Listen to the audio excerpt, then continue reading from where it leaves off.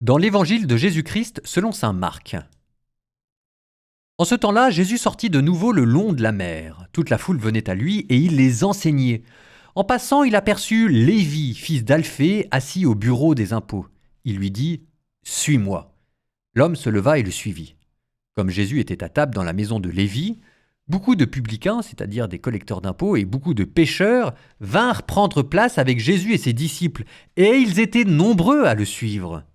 Les scribes du groupe des pharisiens, voyant qu'il mangeait avec les pécheurs et les publicains, disaient à ses disciples « Comment ?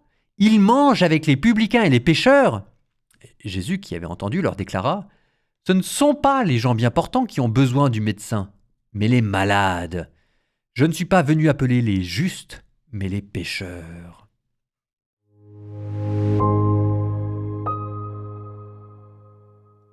À Squatter ennemi.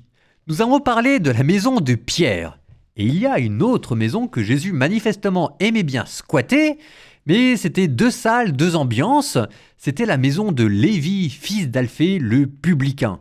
Et je dis 2 salles, 2 ambiances parce que autant Pierre manifestement était un juif pratiquant et plutôt réglo, autant Lévi, ça sent plutôt le stupre, le lucre, la débauche et la fornication. On nous dit qu'il y avait beaucoup de publicains et beaucoup de pécheurs. Quand on dit dans une maison qu'il y a beaucoup de pécheurs, on ne pense pas forcément à des gens qui ne savent pas tenir leur langue. On pense à des pécheurs publics. C'est-à-dire des gens qui vivent en situation irrégulière, qui sont publicains ou même pire encore, des prostituées. Je vous rappelle que Jésus associera souvent publicains et prostituées. Les publicains et les prostituées vous précèdent dans le royaume des cieux. Donc bref, Jésus est dans la maison de Lévi, squatté par les publicains et les pécheurs. Mais c'est pas tout. Il n'y avait pas que les publicains et les pécheurs qui squattaient la maison de Lévi. Il y avait qui d'autre ? Eh bien, il y avait les pharisiens.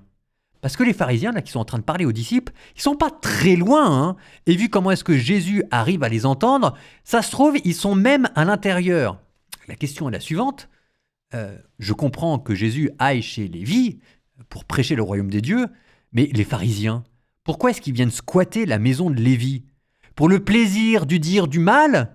Pour le plaisir d'épier les gens ? Ou peut-être pire encore, pour s'encanailler avec eux ? Ah ! Alors c'est quoi la morale de cette affaire ? La morale de cette affaire, c'est peut-être un peu de la psychologie de comptoir, mais souvent ça marche quand même, c'est que les gens qui sont durs, les gens qui sont méprisants, souvent ce sont des gens qui sont déjà complices du péché qu'ils dénoncent.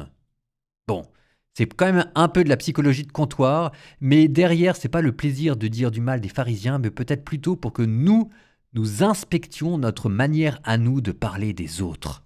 Ne soyons pas ces pharisiens-là.